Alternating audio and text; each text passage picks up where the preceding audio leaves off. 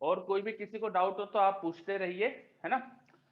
अपन आगे बढ़ते हैं, फिर अपन को एटॉमिक स्ट्रक्चर के बाद आज हम स्टार्ट करने वाले थे मैटर वेव्स। तो let us start matter wave. Matter wave क्या होती है? मैटर वेव्स आप लिखते जाइए।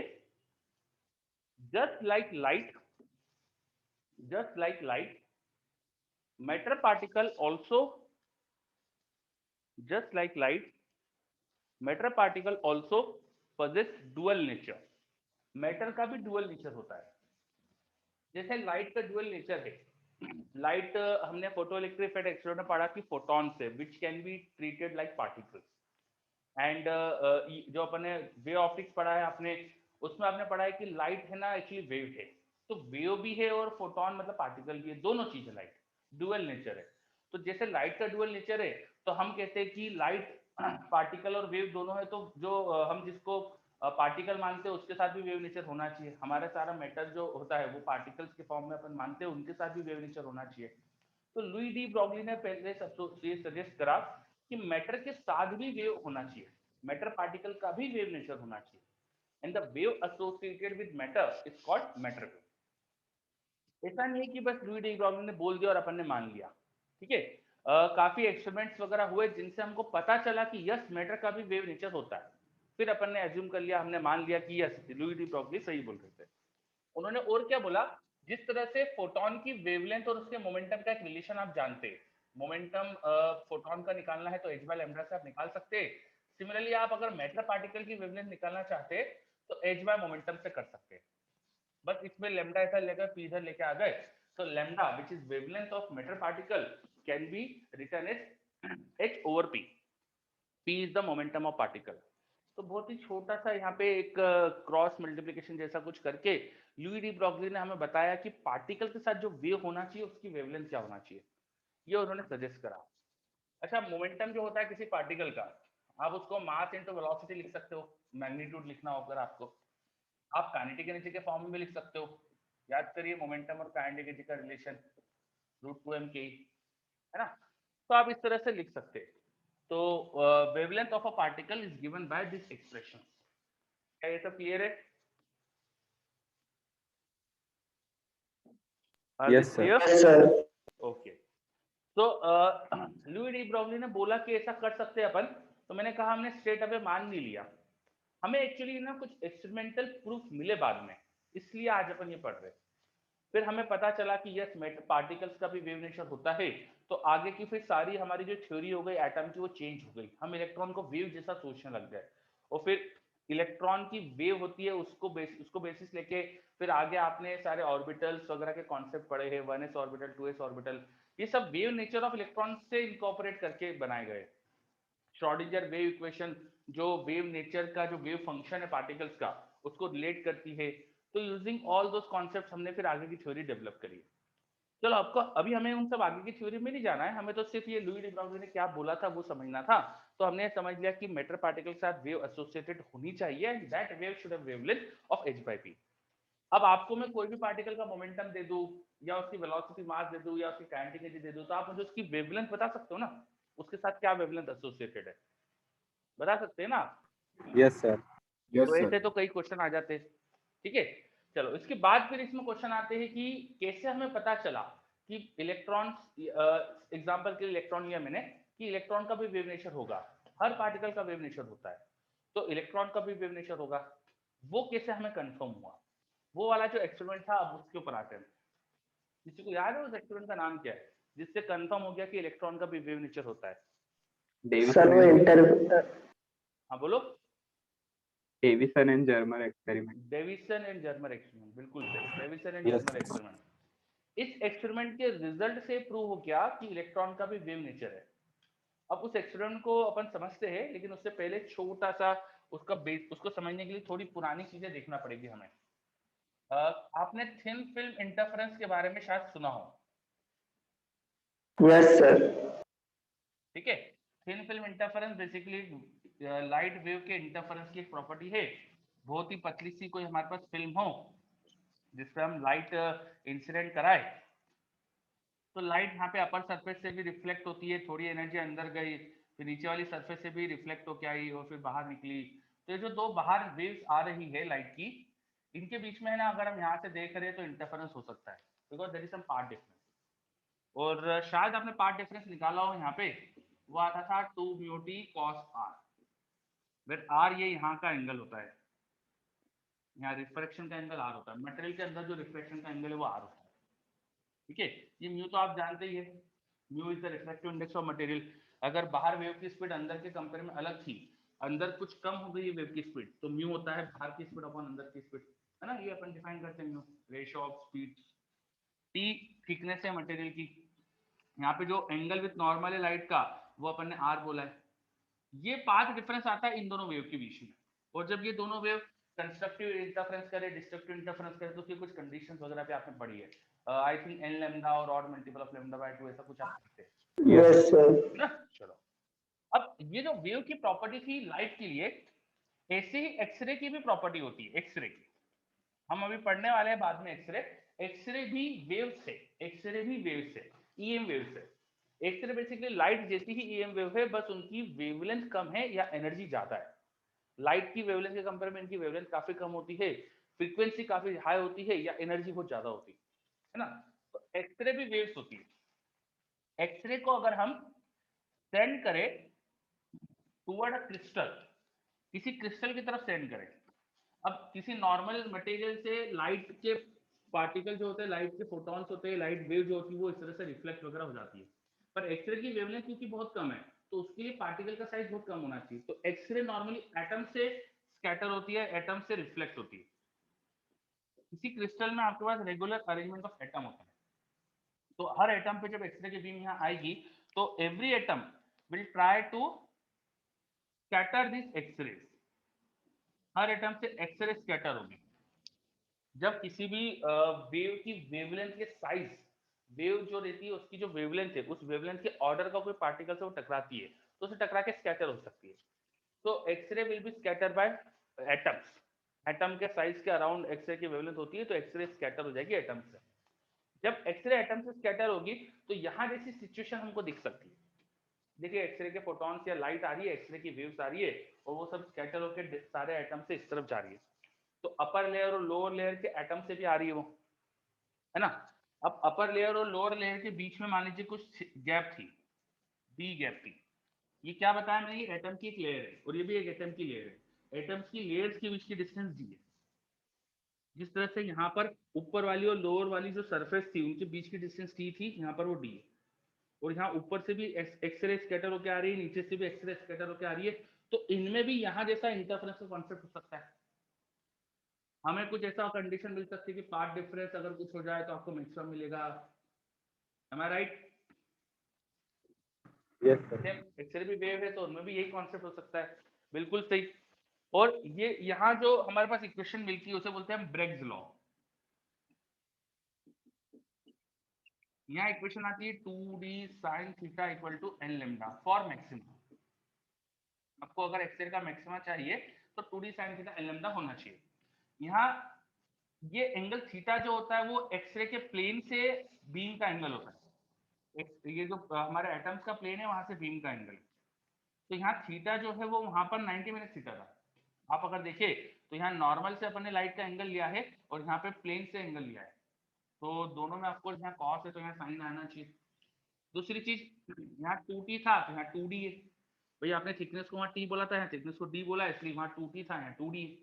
और बाकी म्यू यहाँ पे क्यों नहीं आया, क्योंकि एक्सरे में कोई ऐसा रिफ्रैक्शन का कॉन्सेप्ट तो होता नहीं कि एक्सरे की स्पीड अंदर जाके अलग होती है, तो एक्सरे में रिफ्रैक्शन वाला कॉन्सेप्ट नहीं, इसलिए म्यू नहीं है। तो ये दोनों फॉर्मूले एक्जैक्टली सेम ही है।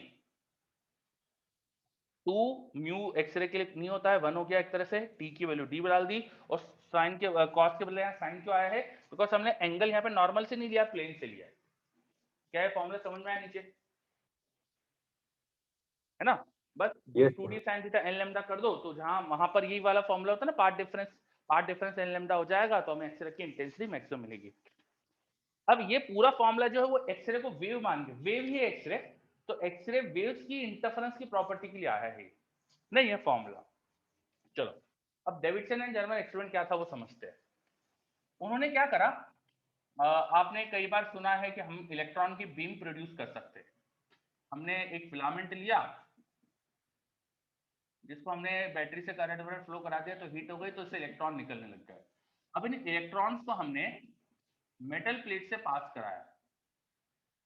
हमने ऐसी दो मेटल प्लेट लगा दी जिनके बीच में होल है, तो मेटल प्लेट से इलेक्ट्रॉन को पास कराया है यहाँ पे, और मैंने ना पोटेंशियल डिफरेंस लगा दिया, कुछ भी पोटेंशियल डिफरेंस लगाया। तो ये जो इलेक्ट्रॉन्स यहाँ से निकल रहे, थर्मियॉन्स बेसिकली निकल रहे हैं, this thermions will going to accelerate by this potential difference V। तो ये इलेक्ट्रॉन जब इस मेटल प्लेट के बीच में से मूव करके बाहर आएंगे तो मुझे यहाँ पर इलेक्ट्रॉन की बीम मिलेगी, इसके अंदर एनर्जी, क्योंकि V पोटेंशियल से एक्सलेट हो गए तो इनकी जो एनर्जी होगी वो कम से कम तो EV हो जाएगी। मैं अगर निग्लेक्ट कर दूं जो शुरू में उन्होंने एनर्जी गेन करी है, जो ऑफकोर्स बहुत कम रहती है, तो उसको निग्लेक्ट कर भी सकता हूं मैं, क्योंकि ये V पोटेंशियल के कंपेयर में यहाँ पर एनर्जी बहुत कम है। तो इलेक्ट्रॉन की जो बीम आएगी उन सबकी काइनेटिक एनर्जी यहाँ पर ये मिलेगी। अब जो इलेक्ट्रॉन की बीम मिल रही मुझे, इसे डेविसन जर्मन ने क्या करा कि निकल क्रिस्टल पर बम्बार्डमेंट करा दी, इलेक्ट्रॉन की बीम की बम्बार्डमेंट करा दी निकल क्रिस्टल पे। तो इलेक्ट्रॉन की बीम की बम्बार्डमेंट हो रही है निकल क्रिस्टल पे। तो उन्होंने यहाँ पर एक स्क्रीन रखी और अलग अलग एंगल्स पे, यहाँ से अलग अलग एंगल पे आने वाले इलेक्ट्रॉन की इंटेंसिटी को देखते गए, वो अलग अलग एंगल पे मिलने वाली इलेक्ट्रॉन की इंटेंसिटी को ऑब्जर्व करते गए। ठीक है, तो उन्हें पता चला कि इलेक्ट्रॉन की जो इंटेंसिटी है, मतलब नंबर ऑफ इलेक्ट्रॉन क्या डिटेक्ट हो रहे हैं, उसको उन्होंने एंगल के साथ प्लॉट करा। तो उन्हें ऐसा कुछ रिलेशन मिला कि एक पर्टिकुलर इंटेंसिटी, एक पर्टिकुलर थीटा पर इलेक्ट्रॉन की इंटेंसिटी मैक्सिमम है और बाकी जगह मिनिमम। क्या ये पॉइंट समझ में आया आपको? फिर से बताता हूँ। फिलामेंट से थर्मियोनिक इमिशन कराया, इलेक्ट्रॉन की बीम प्रोड्यूस कराने की कोशिश करी, V वोल्ट से इलेक्ट्रॉन एक्सलेट कराया तो इलेक्ट्रॉन की बीम मिली हमारे पास। ये जो इलेक्ट्रॉन की बीम है इन्हें निकल क्रिस्टल पर बम्बार्ड कराया, तो निकल क्रिस्टल से फिर जो इलेक्ट्रॉन टकरा कर इधर उधर जा रहे होंगे उन्हें देखा, तो यहाँ एक डिटेक्टर है जो इलेक्ट्रॉन को डिटेक्ट कर रहा है। ये एक डिटेक्टर है कोई हमारे पास जो इलेक्ट्रॉन को डिटेक्ट कर रहा है। तो this detector was observing that intensity of electron, किसकी इंटेंसिटी है ये? इलेक्ट्रॉन की, मतलब number of electron, basically number of electron जो डिटेक्ट हुए उनका वेरिएशन कुछ ऐसा है, एक पर्टिकुलर एंगल पे मैक्सिमम है बाकी जगह कम है। ये क्यों हो रहा है? ऐसा क्यों हो रहा है कि एक पर्टिकुलर एंगल पे इंटेंसिटी मैक्सिमम है, नंबर ऑफ इलेक्ट्रॉन ज्यादा है बाकी पे कम है? ये हमारे दिमाग में क्वेश्चन आया। समझ में आया आपको? एक्सपेरिमेंट क्या करा डेविडसन ने, जर्मन ने? एक्सपेरिमेंट समझ में आया? Yes sir. Okay. Yes sir. अब ये हमारे दिमाग में क्वेश्चन आ रहा था कि ऐसा क्यों हो रहा है कि इलेक्ट्रॉन की इंटेंसिटी किसी लोकेशन में मैक्सिमम है। तो उन्होंने जब थोड़ा बहुत और सोचा तो उन्होंने सोचा कहीं ऐसा तो नहीं कि इलेक्ट्रॉन भी वेव है? वेव होगा तो एक्सरे के जैसे ही कुछ चीज हो रही है यहाँ पर। एक्सरे की जब क्रिस्टल पे बम्बार्डमेंट करते हैं और एक्सरे का हम रिफ्लेक्शंस में अपन स्कैटरिंग में देखते हैं कि किसी एंगल पे मैक्सिमम है, तो वहां ये एक्सप्रेशन हमें बताता है किस एंगल पे मैक्सिमम होगी एक्सरे की इंटेंसिटी। उन्होंने सोचा कि ऐसा तो नहीं कि ये जो इलेक्ट्रॉन है वो भी वेव है, तो इलेक्ट्रॉन वेव के लिए भी ये ब्रेग्स इक्वेशन लग रही हो। तो उन्होंने सोचा शायद लग रही हो, तो उन्होंने सोचा कि चलो वेवलेंथ निकालते हैं, अगर इलेक्ट्रॉन वेव जैसा मान ले तो हम वेवलेंथ क्या होगी निकालते हैं। सो निकल क्रिस्टल में क्रिस्टल प्लेन की जो डिस्टेंस होती है d, वो उन्हें पता थी, वो एक्सरे के एक्सपेरिमेंट से वो जानते थे कि what is d, the distance between the crystal planes और the atomic planes in nickel crystal, वो जानते थे। इस एक्सपेरिमेंट में किस एंगल पे इलेक्ट्रॉन इंटेंसिटी मैक्सिमम है वो एक्सपेरिमेंट से मिल गई उन्हें, तो उन्होंने लैम्डा निकाला। लैम्डा हो जाएगा 2d sin theta by n। n जो इंटीजर है जिसको हम 1 2 3 ये सब लेते हैं, तो उन्होंने रख के दिखा। तो दे वर सरप्राइज, क्यों? क्योंकि यहां से जो वेवलेंथ कैलकुलेट हुई वो वही वेवलेंथ थी जो डी ब्रॉगली ने बोली थी। डी ब्रॉगली ने कहा था कि लैम्डा किसी पार्टिकल के लिए ऐसा लिख सकते हैं अपन h/2m ke। तो यहाँ जो इलेक्ट्रॉन की काइनेटिक एनर्जी है वो आपको नोन थी, क्योंकि आपने पोटेंशियल डिफरेंस जो लगाया आपको पता था। तो ईवी यहाँ पुट कर दीजिए, तो जो वेवलेंथ यहाँ से आने वाली थी इलेक्ट्रॉन की वही यहाँ से भी आ गई, जो वेवलेंथ डी ब्रॉगली ने सजेस्ट करी थी वो यहाँ से भी आ गई। हमने एक वेव वाली जो प्रॉपर्टी थी, ये वेव की प्रॉपर्टी है, एक्सरे वेव्स की प्रॉपर्टी है, इससे हमने वेवलेंथ निकाली कि इलेक्ट्रॉन को अगर वेव मान ले तो वेवलेंथ क्या होनी चाहिए, और वही वेवलेंथ को डी ब्रॉगली से भी आ रही थी। इसका मतलब पहली चीज तो ये इंटेंसिटी का ऐसा वेरिएशन आना, ये यही समझा रहा है कि इलेक्ट्रॉन भी वेव है, और ब्रेग्स इक्वेशन से हमने वेव की वेवलेंथ निकाली। and this wavelength was matching with the given by the de Broglie formula. Hence electron का भी वेव नेचर, ये हमें समझ में आया। आपको समझ में आया पहली चीज तो एक्सपेरिमेंट वगैरह सब कैसे समझ में आया इलेक्ट्रॉन का वेव नेचर है? Yes sir. चलिए तो एक बार पूरा देख लीजिए, कहीं कुछ भी डाउट हो तो पूछिए। Any doubt? सर हाँ बोलिए। सर इंटेंसिटी और जो थीटा के बीच में ग्राफ है वो ओरिजिन से स्टार्ट हुआ है? नहीं, मैंने ओरिजिन से नहीं कराया उसको, ऊपर से कहीं से प्लॉट करा यस सर। है ना।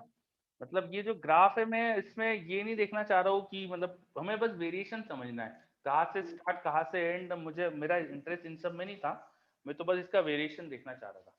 हमें बस ये है कि एक थीटा की किसी वैल्यू के लिए हमें मैक्सिमम मिल रहा है। Yes sir. चलो तो क्या ये क्लियर है कि इलेक्ट्रॉन का भी वेव नेचर कंफर्म हो रहा है यहाँ से? बिकॉज जो वेव की प्रॉपर्टी होती है, ब्रैग इक्वेशन वाली इक्वेशन से जो वेवलेंथ आ रही थी, that wavelength was satisfied with the D Broglie wavelength. चलो वेरी गुड। तो this is how electrons wave nature was confirm. Later on फिर ये तो एक शुरुआत थी, कई एक्सपेरिमेंट्स हुए, बहुत सारे एक्सपेरिमेंट्स हुए जिससे इलेक्ट्रॉन का वेव नेचर कंफर्म हो गया।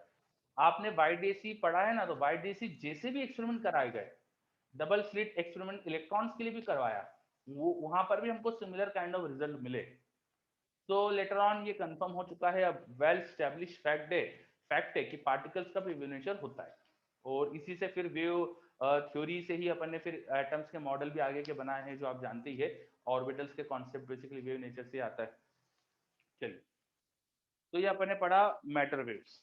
अब इसमें एक छोटा सा कॉन्सेप्ट, छोटा सा फॉर्मूला मुझे और बताना है। अगर इलेक्ट्रॉन को v पोटेंशियल से एक्सलेट करें तो उसकी काइनेटिक एनर्जी ev हो जाएगी ना।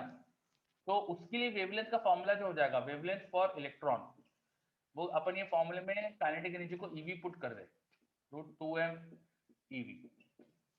अब ये h एक कांस्टेंट है, ये मास ऑफ इलेक्ट्रॉन है, ये इलेक्ट्रॉन का चार्ज है, सब तो कांस्टेंट है।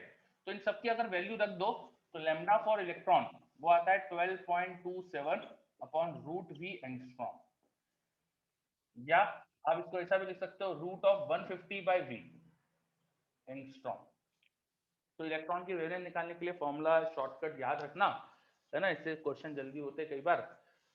इलेक्ट्रॉन की वेवलेंथ निकालना है तो आपको बस पता होना चाहिए कि उसकी काइनेटिक एनर्जी कितने इलेक्ट्रॉन वोल्ट है। काइनेटिक एनर्जी ऑफ इलेक्ट्रॉन कितने इलेक्ट्रॉन वोल्ट है, इलेक्ट्रॉन की काइनेटिक एनर्जी जितने भी वोल्ट होगी वो रख दो यहाँ, तो आप उससे उसकी वेवलेंथ आसानी से निकाल सकते हो। क्या है फॉर्मूला क्लियर?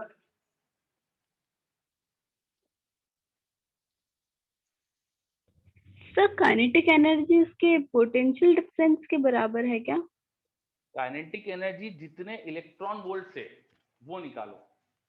तो किसी भी इलेक्ट्रॉन को अगर x पोटेंशियल डिफरेंस से एक्सलेट करो तो उसकी kinetic energy x electron volt हो जाती है। तो जो न्यूमेरियल वैल्यू ना x, बस वो रखना है।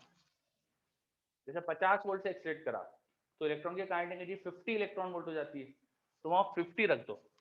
जितने वोल्ट से एक्सलेट करो उतना न्यूमेरियल जो वैल्यू है उतनी काइनेटिक एनर्जी हो जाती है। Yes sir. Electron volt. चलिए तो अपन देखते हैं क्वेश्चंस वगैरह इस पे बेस सब लिखिए। सिंपल से क्वेश्चन से स्टार्ट करते हैं, लिखिए। सर हाँ बोलिए। सर ये डेविजर एक्सपेरिमेंट के ऊपर कैसे क्वेश्चन आएंगे? इस पे क्वेश्चन ज्यादा नहीं आए हैं बेसिकली। ये पूछ सकते हैं कि एंगल दे दिया और लेमडा क्या होना चाहिए, है ना। इस पे ज्यादा क्वेश्चन नहीं आए, बस समझने के लिए है ये एक्सपेरिमेंट। अभी तक तो कोई बहुत ज्यादा क्वेश्चन इस पे मिले नहीं है। यस। चलो लिखिए आगे, क्वेश्चन लिखिए। an electron of kinetic energy, an electron of kinetic energy 50 electron volt, 50 electron volt, an electron of kinetic energy 50 electron volt is further accelerated by, is further accelerated by, is further accelerated by 100 volts, is further accelerated by 100 volts.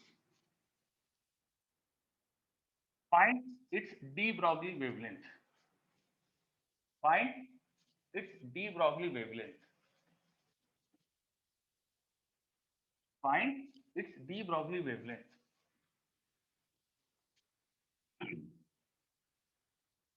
Electron of kinetic energy 50 electron volt is further accelerated by 100 volt. Find its de Broglie wavelength. After acceleration जो उसकी de Broglie wavelength हो जाएगी बताना है. करिए.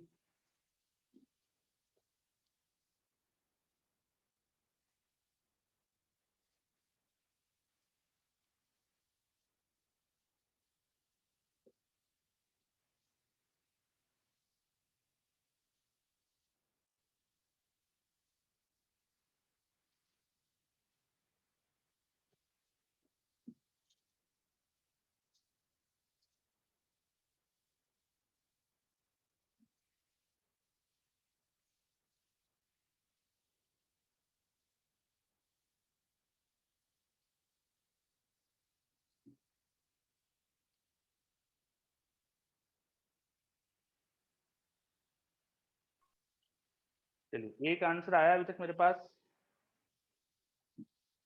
तो आ गए.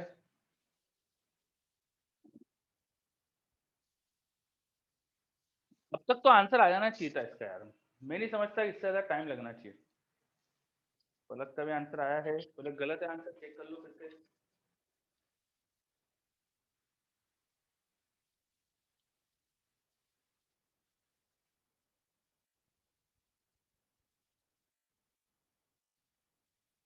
कितने वोल्ट से एक्सीलेट कराया है इलेक्ट्रॉन को, बोलो. 100 वोल्ट सर. और शुरू में काइनेटिक एनर्जी कितनी थी उसकी? 50 EV सर. 50 तो शुरू की काइनेटिक एनर्जी प्लस जो एक्स्ट्रा काइनेटिक एनर्जी मिलेगी, कितनी एक्स्ट्रा मिलेगी? 100 और मिलेगी ना. तो total kinetic energy 150 electron volt होना चाहिए.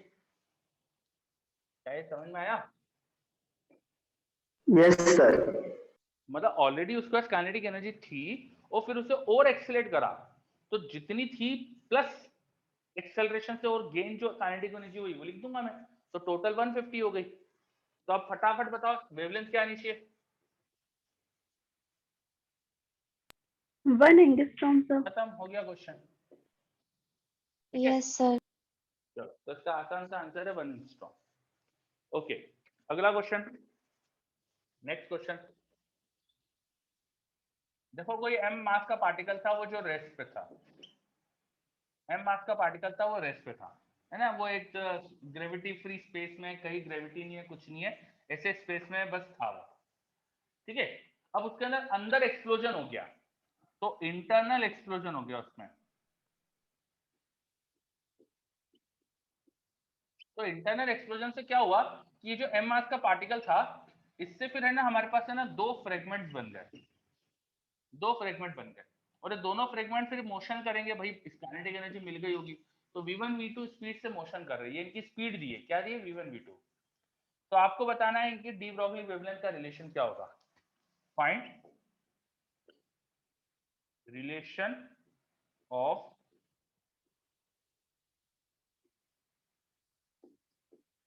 D Broglie wavelength. इनकी डी ब्रॉगली वेवलेंथ का क्या रिलेशन आएगा? एक m मास का पार्टिकल रेस्ट पे था, उसके अंदर एक्सप्लोजन हो गया. अच्छा कोई और दूसरा फोर्स नहीं, ग्रेविटी वेविटी कुछ नहीं यहाँ पर. तो वो एक्सप्लोजन से क्या हुआ, दो पार्टिकल में कन्वर्ट हो गया और वो दो पार्टिकल जो है, दो फ्रेगमेंट जो है वो v1 v2 स्पीड से जा रहे हैं. तो आपको बताना है इनकी डी ब्रॉगली वेवलेंथ का रिलेशन क्या है. करो रेशियो वर्शियो क्या है इनकी डी ब्रॉगली वेवलेंथ का, बताओ.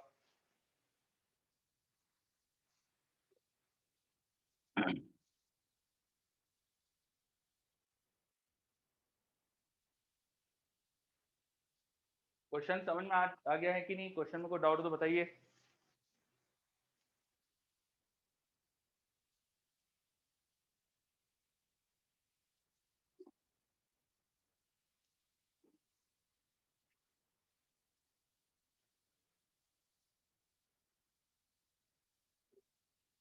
चलो विकास का सही आंसर आ गया. वेरी गुड विकास.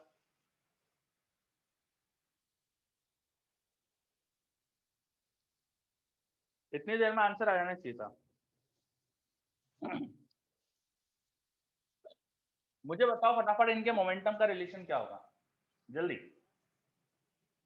मोमेंटम का रिलेशन क्या होगा?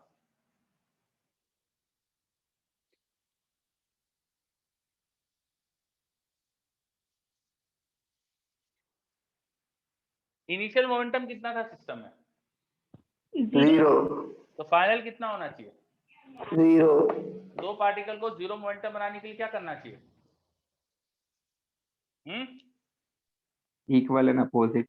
तो इक्वल एंड अपोजिट मोमेंटम, इनका मोमेंटम इक्वल है। अभी आपने बोला मैग्नीट्यूड में इक्वल है, मोमेंटम इक्वल, तो वेवलेंथ इक्वल आएगी। तो आंसर लैम्डा का रेशो 1:1 हो गया। आया? Yes sir. क्वेश्चन आसान था टफ था? तो मोमेंटम फाइनल फिर से बोलो। मोमेंटम फाइनल 0 कैसे होगा?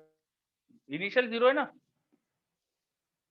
यस सिस्टम रेस्ट में था इनिशियली, तो सिस्टम फाइनली भी मोमेंटम कंजर्वेशन से जो इनिशियल मोमेंटम होता है सिस्टम का, वही फाइनल सिस्टम का मोमेंटम होना चाहिए। वो है मोमेंटम कंजर्वेशन। कोई सिस्टम पे एक्सटर्नल फोर्स तो है नहीं है। Yes sir. ओके, तो बहुत ही सर आसान इसको क्वेश्चन। फॉर्मूले से प्रूव कर सकते हैं लैम्डा इक्वल h/p से? क्यों नहीं कर सकते? P इक्वल तो एच लेमडा इक्वल, अभी तो बोला आपने लेमडा इक्वल टू h/p, इन दोनों का P इक्वल होगा, हाँ या ना? Yes sir. हो गया proof, lambda equal. Yes sir. तो आया समझ में कि नहीं? Yes sir. भयंकर आसान क्वेश्चन था, ठीक है, सिर्फ आसान ही, अत्यंत आसान क्वेश्चन था। चलिए, सिर्फ दिमाग थोड़ा चलाना था, है ना। आगे फिजिक्स में सिर्फ है ना थ्योरी पढ़ लेना काफी नहीं है, आपको थोड़ा सा माइंड भी चलाना पड़ेगा आपका। आगे अगला क्वेश्चन देखो, एक्स और वाई एक्सिस है, यहाँ पर हमारे पास दो पार्टिकल्स है, m1 और m2, उनके मास है m1 और m2, ठीक है। ये दोनों मोशन कर रहे हैं, ये भी मूव कर रहा है और ये भी मूव कर रहा है, ठीक है। ये मोशन में है, इसकी इधर की तरफ डी ब्रॉगली वेवलेंथ λ1 है, और ये उधर मोशन कर रहा है, इसकी डी ब्रॉगली वेवलेंथ λ2 है। दोनों पार्टिकल की डी ब्रॉगली वेवलेंथ आपको पता है। चलो m1 और m2 अलग अलग नहीं देते, सेम दे देते, सेम मास के दो पार्टिकल है और दोनों मोशन में है, और उनकी डी ब्रॉगली वेवलेंथ आपको मैंने दे दी है λ1 और λ2। किस डायरेक्शन में मोशन कर रहे हैं दिख रहा है आपको डायग्राम पे, एक पार्टिकल एक्स एक्सिस के अलोंग मोशन कर रहा है, दूसरा वाई एक्सिस के अलोंग मोशन कर रहा है। आप मुझे बताइए इनका जो सेंटर ऑफ मास होगा, अब ऑफकोर्स मास इक्वल है तो सेंटर ऑफ मास बीच में ही लाई करेगा, उसका डी ब्रॉगली वेवलेंथ की वैल्यू बताइए, lambda of c1, de Broglie wavelength of centre of mass बताइए, de Broglie wavelength of centre of mass बताइए।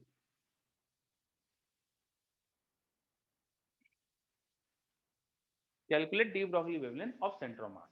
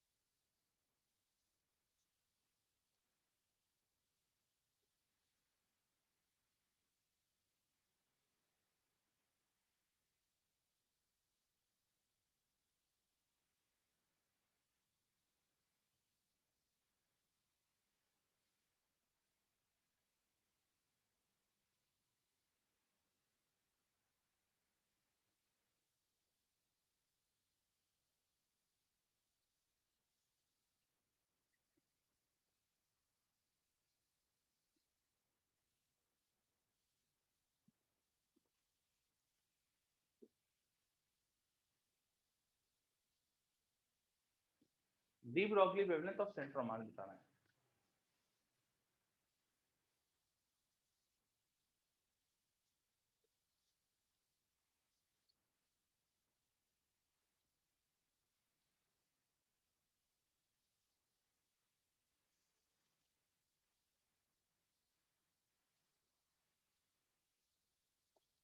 Any answer till now? अच्छा ये बताओ डी ब्रॉगली वेवलेंथ निकालते कैसे, जल्दी बताओ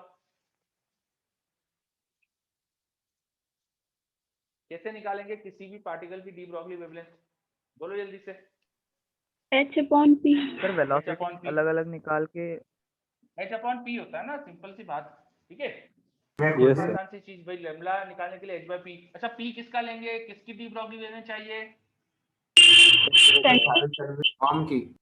हाँ, कौन की चीज है डी ब्रॉगली वेवलेंथ? तो सेंटर Yes. मास का मोमेंटम लिखेंगे यहाँ पे, ठीक है। अब सेंटर मास का मोमेंटम आपको पता है क्या कैसे लिखते हैं? अब क्वेश्चन ये हो गया है कि सेंटर मास का मोमेंटम कैसे लिखे। क्या सेंटर मास का मोमेंटम लिखते आता है? Yes, sir. बोलो कैसे लिखते? So m1v1 हाँ, प्लस m2v2 अप टू जितने भी हो सर अपॉन में उनका सम कर देते हैं। ये क्या देता है? Momentum of centre of mass sir. Upon में क्या करते, नीचे मास का सम कर देते। नहीं सर, मास और जो डिस्टेंस है उसकी। तो समझ के बोलो। m1v1 प्लस m2v2 होता है सर, डिवाइड में कुछ नहीं होता। हाँ, सिंपली सारे पार्टिकल के मोमेंटम का सम होता है। सिस्टम के सेंटर मास का मोमेंटम वो होता है summation of momentum of each particle, ठीक है। किसी भी सिस्टम के सेंटर मास का मोमेंटम निकालने के लिए सारे पार्टिकल के मोमेंटम का जस्ट सम कर देते हैं अपन। याद आ रहा है कुछ? Yes sir. ठीक है, सॉरी तो ये आना चाहिए था आपको। ये ऐसा चीज नहीं है कि आप भूल जाओ, है ना। ये बहुत सिंपल सी चीज है। चलो, तो सिस्टम का सेंटर मास का मोमेंटम कैसे लिखे? बताओ, मुझे बताओ फटाफट कि सिस्टम का सेंटर मास का मोमेंटम कैसे लिखे। क्या इसका मोमेंटम लिखते आएगा आपको? इस पार्टिकल का मोमेंटम लिख सकते हो क्या? Yes sir. क्या लिखोगे बोलो? h by m lambda 1। m क्यों लगा रहा है बेटा तू? Sorry sir, h by lambda 1। h by lambda 1। तो इसका मोमेंटम क्या आएगा? h by lambda 1। इसका क्या आएगा? h by Yes, lambda sir. 2। तो Yes, सिस्टम sir. के सेंटर मास का मोमेंटम क्या आएगा, जल्दी बोलो। h by lambda 2 plus h by lambda 1। अगर ऐसा जवाब दे रहे हो तो आप लोग पढ़े लिखे नहीं हो। फिजिक्स पढ़ा है? फिजिक्स वेक्टर्स में लेके चलना पड़ेगा। बिल्कुल सही जवाब, वेक्टर थे। बट बच्चों, मोमेंटम वेक्टर होता है। ध्यान से देखो, मैंने लिखा क्या है ऊपर, दिखा आपको कुछ? Yes, sir. मैंने क्यों लगाया वेक्टर का साइन वहां पर? अगर मेरे को सिर्फ मैग्नीट्यूड जोड़ना है तो वेक्टर का साइन क्यों लगाऊंगा मैं? Yes sir. है ना। तो always pay attention to every detail. Okay, now तो सिस्टम के सेंटर मास का मोमेंटम चाहिए आपको, तो यहाँ कैसे लिखूं बोलो? h by lambda 1 I cap I cap. Plus h by lambda 2 j cap। ऐसा चलेगा क्या? Yes sir. Yes, sir. क्या मैं ऐसा Yes, sir. वेक्टर को नीचे लिख सकता हूँ डिनोमिनेटर में? किसी वेक्टर से डिवाइड कर सकता हूँ क्या मैं? No sir. नहीं, तो मुझे इसका सर। मैग्नीट्यूड लिखना पड़ेगा यहाँ पे, है ना। वैसे भी देखो यहाँ पे मैंने मैग्नीट्यूड लिखा है, यहाँ कोई वेक्टर साइन नहीं लगाया, मतलब मैग्नीट्यूड लिखा है। तो बस अब आ जाएगा आपको आंसर, अब मिल जाएगा आपको आंसर, ठीक है। जल्दी बताओ क्या क्या समझ में आया इस क्वेश्चन में। क्या ये क्वेश्चन आसान था कि टफ था? बताओ जल्दी से। आसान था सर। आसान था। इसमें क्या गलतियां हुई आप सबसे? सर सेंटर ऑफ मास का वो निकालना भूल गए थे। और उसके बाद क्या गलती हुई? और वेक्टर। हाँ, ये आपने देखा ही नहीं भैया, ये सेंटर मास वेक्टर होता है, सॉरी मोमेंटम वेक्टर होता है, तो इसका मोमेंटम इसका मोमेंटम वेक्टर ही ऐड करना है। तो ऐसी छोटी छोटी गलतियां ही बस अपन को नुकसान दे देती है एग्जाम में, तो इनको बचाओ, ठीक है। Yes sir. Very good, okay. तो बहुत ही आसान से क्वेश्चन करा अपन ने। अब मुझे लगता है काफी ठीक है क्वेश्चन इससे देख लिया अपन ने। तो अपना ये जो पोर्शन है डी ब्रॉगली वेवलेंथ का वो कंप्लीट। इस पे सारे क्वेश्चंस आप देखिए, रेस पूरी कंप्लीट करिए, है ना। और जो भी दिक्कत आए, समस्या है, पूछिए, ठीक है। चलो आगे बढ़ते फिर अपन। तो ये जो डी ब्रॉगली वेवलेंथ वाला पोर्शन था ये अपना हो गया है। इसमें कभी कभी कुछ एक चीज और बताते हैं लोग, कि जो बोहर के हाइपोथेसिस में एक पॉइंट था ना कि mvr equal to nh by 2 होता है, उसका एक्सप्लेनेशन बताते हैं कई बार कि वो क्यों आता है। मैं उसको बोलता हूँ कि एक्सप्लेनेशन नहीं है, एक जस्ट समझने का तरीका है। It is not exactly explanation, we can think like this, ऐसा बोल सकते हैं अपन। है ना। तो क्या बताते हैं लोग, पहले मैं भी बता देता हूँ आपको कि न्यूक्लियस के अबाउट जब इलेक्ट्रॉन घूमता है तो आपने बोला था कि स्टेशनरी ऑर्बिट में इलेक्ट्रॉन का एंगुलर मोमेंटम होना चाहिए n टाइम h/2π। तो इसको समझाने का तरीका कि ये क्यों आया, ऐसा कहते हैं कि जब इलेक्ट्रॉन इस ऑर्बिट में घूम रहा है तो इलेक्ट्रॉन की वेव इस ऑर्बिट में पूरी तरह से फिक्स होना चाहिए, इस ऑर्बिट में पूरी तरह से आना चाहिए। अगर इलेक्ट्रॉन की वेव कंप्लीटली ना आए या इलेक्ट्रॉन की वेव का इंटीग्रल मल्टीपल के बराबर इसकी लेंथ ना हो तो क्या होगा कि इलेक्ट्रॉन की वेव अपने ऊपर ही डिस्ट्रक्टिव इंटरफेरेंस जैसा कुछ कर लेगी। तो स्टेबिलिटी के लिए एक तरह से स्टैंडिंग वेव जैसा कुछ बनने के लिए इस लेंथ में इलेक्ट्रॉन की वेव कंप्लीटली आना चाहिए। उसके लिए ऐसा बोलते हैं कि जो इस ऑर्बिट की लेंथ है which is 2πr, it should be integral multiple of wavelength of electron. It should be integral multiple of wavelength of electron. जैसा स्टैंडिंग वेव आपने शायद पढ़ी हो 11th वगैरह क्लास में, तो वहां लिखते हैं कि एक स्ट्रिंग की लेंथ में अगर वेव बन रही है आपको ज्यादा जरूरत तो वेव बनने के लिए क्या होना चाहिए कि स्ट्रिंग की length should be n time λ/2। वहां पे क्योंकि स्टैंडिंग वेव में λ/2 का लूप बनता है तो वहां n λ/2 बोलते हैं। यहाँ पर वेव कंप्लीट बन रही है इसलिए n λ लिख दिया अपन ने। क्या ये समझ में आया? Yes sir.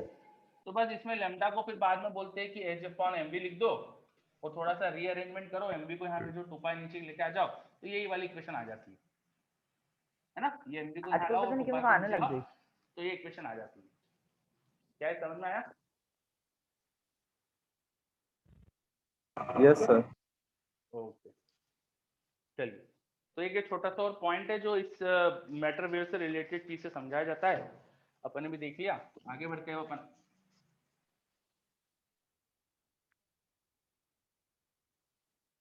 ना मैटर वेव कंप्लीट करने के बाद अब हम नेक्स्ट पॉइंट पढ़ेंगे एक्सरेज। नेक्स्ट चीज अपन समझने वाले एक्सरेज। What are X-rays? सबसे पहले एक्सरे क्या है बताओ, आप क्या जानते हो एक्सरेज क्या है? Type of EM wave. हाँ फिर से बोलो। Sir, it is a part of EM wave. Basically x-ray EM wave ही है। एक्सरे बेसिकली ईएम वेव ही है, बस ऐसी ईएम वेव है जिसकी ना वेवलेंथ काफी कम है या एनर्जी ज्यादा है। तो x-rays are just EM wave. अपनी लाइट जो होती है बिल्कुल वैसी ही चीज है ये, बस इसकी एनर्जी ज्यादा है। Is this clear? Yes sir. Yes sir. इसकी जो वेवलेंथ होती है वो 1 एंगस्ट्रॉम के ऑर्डर की होती है। चिल्ला 1 एंगस्ट्रॉम के ऑर्डर की होती है। किसी का माइक तो बनाने पड़ेगा। ऑफ रखिए, किसी का माइक ऑन है ऑफ रखिए। Devi. देवेश चलिए बहुत बढ़िया। तो एक्सरे की वेवलेंथ का ऑर्डर ये होता है। हमसे अगर पूछा जाए कि एक्सरे की वेवलेंथ अगर 0.01 एंगस्ट्रॉम है तो उसे एक्सरे बोलेंगे क्या? हाँ। अगर वो 100 एंगस्ट्रॉम है तो उसे एक्सरे बोलेंगे क्या? हाँ। एक रफ ऑर्डर, रफ जो रेंज हो जाएगी एक्सरे की वो ये है। अच्छा किताबों में इसमें अलग वेरिएशन भी मिल सकता है आपको, हो सकता है 10 एंगस्ट्रॉम तक बोले वो एक्सरे है और 0.01 से चालू करके, तो छोटा मोटा वेरिएशन चलेगा इसके अंदर, है ना। ऐसा कोई हार्ड एंड फास्ट रूल नहीं है कि भाई इसी रेंज के अंदर अंदर एक्सरे बोलेंगे, ठीक है। तो एक अप्रोक्सीमेट रेंज एक्सरे की वेवलेंथ की ये हो जाती है। अगर आप इसके फोटोन की एनर्जी देखें, एनर्जी ऑफ फोटोन आप एच बाई लैम्डा से निकाल सकते हो, तो वो किलो इलेक्ट्रॉन वोल्ट के ऑर्डर के आती है। Order of kilo electron volt, मतलब 1000 इलेक्ट्रॉन वोल्ट, 2000 इलेक्ट्रॉन वोल्ट, इस तरह की कुछ एनर्जीज आती है। 10,000 इलेक्ट्रॉन वोल्ट तक भी जाती है, तो काफी हाई एनर्जी तक भी जाती है। तो ये सब अपन एक्सरे के बारे में पढ़ा। एक्सरे बेसिकली इलेक्ट्रोमैग्नेटिक वेव ही है। अब एक्सरे को भी अपन है ना दो कैटेगरी में और डिवाइड करते हैं, soft and hard. Soft x-ray थोड़ी सी रिलेटिवली लोअर एनर्जी की होती है और hard x-ray relatively higher energy की होती है। इससे क्या होता है, सॉफ्ट एक्सरे ह्यूमन टिश्यूज को हार्म कम करती है, हमारी बॉडी के टिश्यूज को हार्म कर सकती है, एक्सरे खराब कर सकती है उनको। उनमें एक्सरे जब जाती है बॉडी टिश्यूज से तो बॉडी टिश्यूज में हो सकता है म्यूटेशन हो जाए, जल जाए, इस टाइप की चीजें हो सकती है। तो हार्ड एक्सरे ही ज्यादा करती है, सॉफ्ट एक्सरे कम करती है। इसलिए जो हम इंटरनल इमेजिंग वाला काम करते हैं ना कि बॉडी के अंदर क्या है, बोन वगैरह टूटी तो नहीं है, फेफड़ों में इंफेक्शन तो नहीं है, ये सब चीजों को देखने के लिए अपन सॉफ्ट एक्सरे यूज करते हैं। और एक्सरे की प्रॉपर्टीज अलग हो जाएगी वेवलेंथ ज्यादा कम होने से। वेवलेंथ इसकी कम है, एनर्जी ज्यादा है, इसलिए काफी प्रॉपर्टीज में फर्क है। जैसे विजिबल लाइट तो हमारी स्किन से टकरा कर ही रिफ्लेक्ट हो जाती है, स्किन के अंदर नहीं जा पाती, पर एक्सरे जो होती है वो स्किन के अंदर भी जा पाती है। तो एक्सरे हमारी बोन वोन से टकरा कर रिफ्लेक्ट होकर आती है, ठीक है। और हमारी आईज जो है वो एक्सरे के लिए सेंसिटिव नहीं है, इसलिए आप ऐसा देख नहीं सकते। आप अगर किसी पर्सन को देख रहे हो उस पर एक्सरे गिर रही है तो आपको उसकी बोन नहीं दिखाई देने वाली है। क्यों? क्योंकि हमारी आईज सेंसिटिव नहीं है इन वेवलेंथ के लिए। तो अगर कुछ हमारे पास प्रॉपर सेंसर हो तो उससे अपन अंदर की चीजें भी देख सकते हैं। जैसे आपने देखा होगा जो एक्सरे स्कैनिंग मशीन्स होती है जो रेलवे स्टेशन पे एयरपोर्ट्स पे होती है, बैग रखो, बैग के अंदर की सारी चीजें आपको दिख जाती है उस एक्सरे स्कैनिंग मशीन्स में। तो वहां बेसिकली यही होता है। आ रहा समझ में? Yes sir. Yes sir. चलिए, यस सर। तो एक्सरे के बारे में कुछ बेसिक बेसिक चीजें पढ़ी अपन ने। अब ये जो एक्सरेज है ना, शुरू में तो हमको पता ही नहीं था इनके बारे में, क्योंकि हमारी आइज तो इनको सेंस ही नहीं कर सकती, तो हमें इनके बारे में कुछ पता ही नहीं था। एक साइंटिस्ट है विलियम रॉन्टजेन, ROENTGEN, रॉन्टजेन, उन्होंने एक्सरे डिस्कवर करी थी। वो एक्चुअली फोटो इलेक्ट्रिक सॉरी जो कैथोड रे एक्सपेरिमेंट है वो उस एरा की बात थी जब कैथोड रे डिस्कवर हुई थी। तो उसके ऊपर हर साइंटिस्ट ना डिस्कवरी कर रहे थे, उस पर एक्सपेरिमेंट कर करके देख रहे थे कि क्या वेरिएशंस होते हैं, क्या होता है। इवन टुडे भी हम है ना हर पुराने एक्सपेरिमेंट को रिपीट करके देखते हैं कि कोई कोई नई चीज मिल जाए या अपन बेटर तरीके से कर पा रहे हैं क्या, ऐसा करते रहते। तो कैथोड रे एक्सपेरिमेंट्स के दौरान उन्हें पता चला कि जो कैथोड रेज है which are just stream of electron, when they strike the anode then some invisible rays are produced, कुछ invisible rays produce हो रही है, and those invisible rays were affecting photographic plates in the surroundings। अगर cathode ray experiment के आसपास कहीं पे photographic plate रखी हुई थी, फोटोग्राफिक प्लेट मतलब कि आपने कैमरे की रोल शायद पहले सुनी हो, पहले रोल वाले कैमरे आते थे, उसमें फिल्म होती थी जो डेवलप कराने जाना पड़ता था, तो वो Yes, sir. फोटोग्राफिक प्लेट कहलाती है। तो फोटोग्राफिक प्लेट अफेक्ट होती थी, जैसे आज भी एक्सरे के लिए करते ही है। एक्सरे में एक फिल्म होती है, फोटोग्राफिक फिल्म, वो लगाई जाती है, आप उसके ऊपर जैसे आपके हैंड का एक्सरे चाहिए तो वो नीचे फोटोग्राफिक प्लेट रखते हैं, आपका हाथ रखते और फिर एक्सरे की बीम उस पर गिराते, तो फोटोग्राफिक प्लेट पे आपके हाथ की पूरी जो बोन वगैरह है वो दिखने लगती है। तो वो जो फोटोग्राफिक प्लेट थी ना वो अफेक्ट होती है। एक्सरे उन्हें किसी मटेरियल के अंदर भी अफेक्ट कर देता है, मतलब आपने अगर कार्डबोर्ड के अंदर प्रॉपर्ली पैक करके रखी फोटोग्राफिक प्लेट तो एक्सरे का पेनिट्रेशन अच्छा होता है उनका, तो वो अंदर जाके भी उसको अफेक्ट कर देती है। तो ऐसा उन्हें पता चला, उन्हें पता चला कि कुछ इनविजिबल टाइप की रेज है। ये जो इनविजिबल रेज है उन्हें पता नहीं था कौन सी है, तो उन्होंने मान लिया let this rays are x, उनको नाम दिया वहां से एक्स रे। मैथ में बोलते हैं ना कि जो चीज अननोन है उसे एक्स मान के चल लो, तो वैसे ही उन्होंने एक्स मान लिया इनको, this rays are X ray. ऐसी छोटी सी कहानी है इसके बारे में, ठीक है। तो ऐसे एक्सरे की डिस्कवरी हुई। फिर और हमने इसके बारे में पता करा तो पता चला वैसे कि ईएम वेव भी है, और आज हमको बहुत जरूरत पड़ती है इसकी इंटरनल इमेजिंग करने की, बॉडी के अंदर चीजें पता करने के लिए, तो हमें एक्सरे प्रोडक्शन भी करना पड़ता है। तो अब एक्सरे प्रोडक्शन कैसे होता है उस चीज पे आने वाले हैं अपन। क्या यहाँ तक की चीजें clear? Yes, sir. Okay, production of x-ray. X-ray का प्रोडक्शन कैसे होता है, तो अभी जो मैंने बताया विलियम रॉन्टजेन ने जो डिस्कवर करा था, तो कैथोड रे बेसिकली इलेक्ट्रॉन की स्ट्रीम होती है। इलेक्ट्रॉन की स्ट्रीम जब हैवी मेटल टारगेट पर टकरा रही थी, कुछ ऐसे मेटल पे टकरा रही थी जो हैवी मेटल्स थी, जैसे टंगस्टन हो गया, मॉलिब्डेनम हो गया, इस टाइप की मेटल्स पे टकरा रही है, तब एक्सरे प्रोड्यूस होती है। तो एक्सरे का प्रोडक्शन कैसे होता है? बाय इलेक्ट्रॉन्स की स्ट्राइकिंग ऑन मेटल्स। इलेक्ट्रॉन जब मेटल पे गिरती है तब एक्सरे प्रोड्यूस हो सकती है। अब हम भी ऐसे ही करवाते हैं एक्सरे का प्रोडक्शन। हम सबसे पहले इलेक्ट्रॉन की स्ट्रीम बनवाते हैं, तो उसके लिए अपना फेमस वही एक फिलामेंट लिया अपन ने, बैटरी से उसको अपन ने हीट वीट कर दिया, तो इससे क्या हुआ, थर्मियोनिक इमिशन होने लग गया। अब एक थर्मियोनिक इमिशन को हमने क्या करा, एक मेटल प्लेट जिसके बीच में होल कर दिया उससे पास कराया, और मेटल प्लेट से काफी हाई पोटेंशियल डिफरेंस पे हमने यहाँ पे टारगेट मेटल रख दी। This is a metal piece, एक मेटल का ब्लॉक है जिसको हम टारगेट मेटल बोल रहे हैं। एक्चुअली ये हैवी मेटल है, जैसे टंगस्टन, मॉलिब्डेनम इस टाइप का, तो इसलिए हैवी मेटल टारगेट लिख देता हूँ मैं, ठीक है। अब क्या होगा कि थर्मियोनिक इमिशन से जो इलेक्ट्रॉन निकले वो इलेक्ट्रॉन एक्सेलेरेट होंगे इस हाई पोटेंशियल डिफरेंस से। यहाँ आपने किलो इलेक्ट्रॉन वोल्ट्स का, किलो वोल्ट का पोटेंशियल डिफरेंस लगाया है, तो जो भी यहाँ पोटेंशियल डिफरेंस लगाया उसे बोल दिया मैंने V। तो इलेक्ट्रॉन एक्सेलेरेट होके जाएंगे, जब इलेक्ट्रॉन बहुत हाई पोटेंशियल से एक्साइट होंगे तो यहाँ उनकी एनर्जी भी बहुत हाई हो जाएगी। तो ये हमारे पास हाई एनर्जी का इलेक्ट्रॉन दिख रहा है, कोई हाई एनर्जी इलेक्ट्रॉन। जब ये हाई एनर्जी के इलेक्ट्रॉन टारगेट पर टकराते हैं तो मोस्ट ऑफ देयर एनर्जी तो हीट में कन्वर्ट होती है, लेकिन कुछ इलेक्ट्रॉन्स की एनर्जी टकराकर फोटोन में भी कन्वर्ट होती है। तो यहाँ से हमें फोटॉन भी मिलते हैं, ये इलेक्ट्रॉन के यहाँ टकराने से यहाँ से हमें फोटॉन भी मिलते हैं। और बस यही जो फोटॉन है, हाई एनर्जी के इलेक्ट्रॉन टकराने से हाई एनर्जी के फोटॉन आते हैं, बस यही हमारी एक्सरेज है। This are nothing but x-ray. तो अरेंजमेंट समझ में आ रहा है कि कैसे किया जाता है सब कुछ? क्या है, क्लियर है?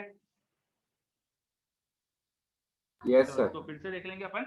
अच्छा, ये हेवी मेटल टारगेट है ना, एक्चुअली इलेक्ट्रॉन के टकराने से बहुत गर्म भी हो जाता है, तो उसको अपन ठंडा रखने के लिए एक कॉपर की प्लेट ले लेते हैं। मतलब इसके आसपास अपन इसे हाई थर्मल कंडक्टिविटी की मेटल लगा के रखते हैं, और उसको भी ठंडा करने के लिए और अरेंजमेंट हो सकता है यहाँ पे, तो वो सब मैं नहीं दिखा रहा। और ये पूरा सिस्टम हो सकता है आपको ग्लास ट्यूब में दिखे, ग्लास ट्यूब के अंदर पूरा अरेंजमेंट दिखे, उस ग्लास से बस आपको एक्सरे निकलती दिख रही है। ये जो पूरा अरेंजमेंट होता है इसे बोलते हैं कुलिश ट्यूब।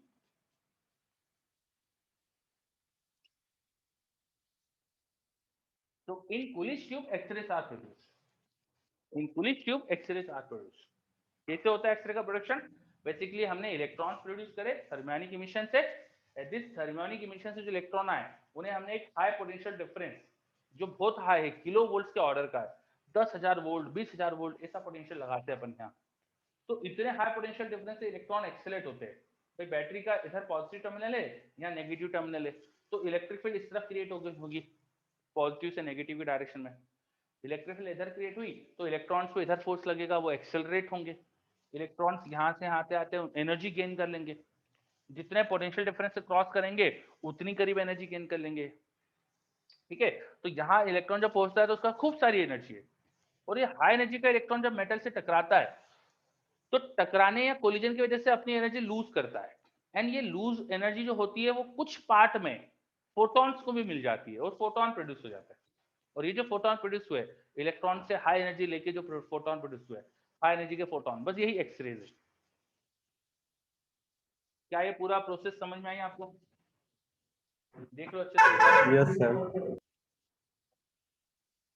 चलो सर इलेक्ट्रॉन से एनर्जी लेके फोटॉन्स आए ना बाहर, तो सर ये उल्टा नहीं हो गया फोटो इलेक्ट्रिक इफेक्ट का? बिल्कुल उसमें सही कहा आपने, बिल्कुल सही कहा है। जो है हमारा एक्सरे का प्रोडक्शन की टेक्निक है, ये बिल्कुल यही कहा जाता है, this is just reverse of photo electric effect. 100% correct. ठीक है, यस तो सर। एक तरह से रिवर्स प्रोसेस ही फोटो इलेक्ट्रिक इफेक्ट की। नाउ अब ये जो इलेक्ट्रॉन यहाँ से प्रोड्यूस हुए हैं, ये सॉरी ये जो फोटोन यहाँ प्रोड्यूस हुए हैं, ये इलेक्ट्रॉन के सडन डी एक्सेलरेशन से प्रोड्यूस हुए हैं। इलेक्ट्रॉन टकराकर अचानक से ब्रेक हो रहा है, उनका रुक रहे। तो जो सडन ब्रेकिंग होती है ना, इसके लिए एक वर्ड होता है, एक वर्ड है जर्मन वर्ड ब्रेम्सफ्लॉन। क्या होता है? मैं लिखता हूं, एक सेकेंड। चलो, वो वर्ड ऐसा है कि वो याद रहता नहीं है, इसलिए मैं तो हमेशा देख के लिखता हूं उसको। तो ये आता है BREMSTRAHLUNG।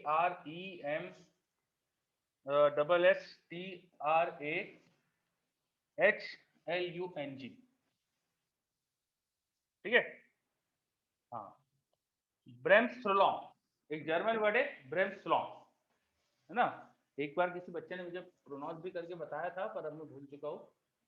किसी को जर्मन आती थी, एक बार मैंने किसी बच्चे ने बताया था इसको कैसे प्रोनाउंस करते हैं, तो वो ऐसे कुछ होता है, कोई अजीब ही प्रोनाउंसिएशन होता है उनका, ब्रेम्सफ्लॉन, पता नहीं। ठीक है, आप देख लेना प्रोनाउंसिएशन इसका, ढूंढ लेना नेटवर्क पे। तो ये जो सडन डी एक्सेलरेशन होता है इलेक्ट्रॉन्स का, इसके लिए एक वर्ड यूज करते हैं ब्रेम्सफ्लॉन। तो इस तरह से जो फोटोन आ रहे हैं उसको ब्रेम्सफ्लॉन रेडिएशन भी बोलते हैं, ब्रेम्सफ्लॉन रेडिएशन भी बोलते हैं। क्या है, क्लियर है? ब्रेम्सफ्लॉन वर्ड का मतलब होता है सडन ब्रेकिंग।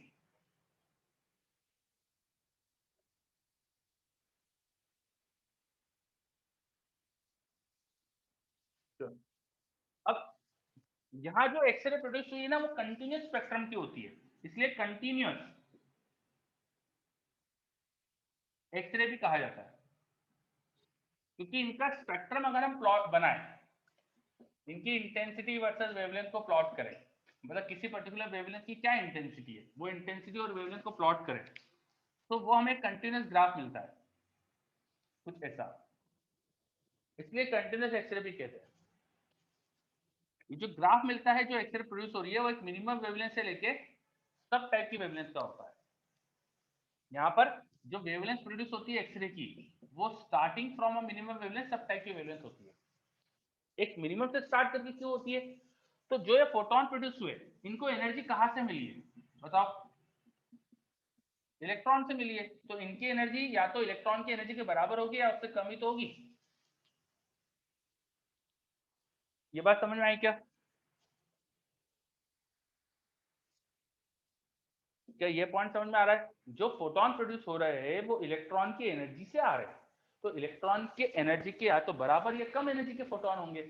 हैं? सर हाँ बोलो। पॉज हो गया था सर। पॉज हो गया था?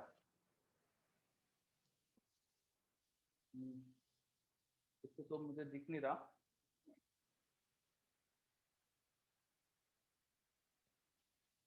चलिए अब ठीक है क्या?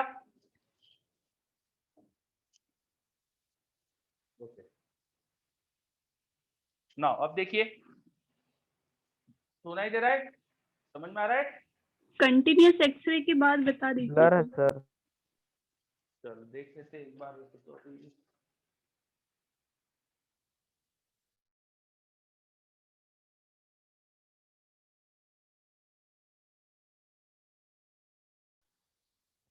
ओके, आई होप कि आप क्लियर है। ओके ना, तो हम बात कर रहे थे कंटिन्यूस एक्सरे की। तो मैंने अभी ज्यादा कुछ बताया ही नहीं, मैंने बस ये बताया कि जो यहाँ से एक्सरे प्रोड्यूस होती है, इसका जो ग्राफ है वो कंटिन्यूस होता है। हर वेवलेंथ के फोटॉन्स मिल रहे हैं आपको starting from a minimum wavelength. एक मिनिमम वेवलेंथ से स्टार्ट करके सारी वेवलेंथ के फोटॉन मिलते हैं, इसलिए हम इसको कंटिन्यूस एक्सरे बोलते हैं, क्योंकि कंटिन्यूस ग्राफ है। ऐसा क्यों है कि मिनिमम वेवलेंथ के आगे के ही मिलते हैं फोटॉन? उसका भी रीजन है। फोटॉन्स की जो एनर्जी है वो इलेक्ट्रॉन से तो मिली है, तो इलेक्ट्रॉन के बराबर या कम एनर्जी के तो फोटॉन आएंगे, इलेक्ट्रॉन से ज्यादा एनर्जी के फोटॉन तो आ नहीं सकते।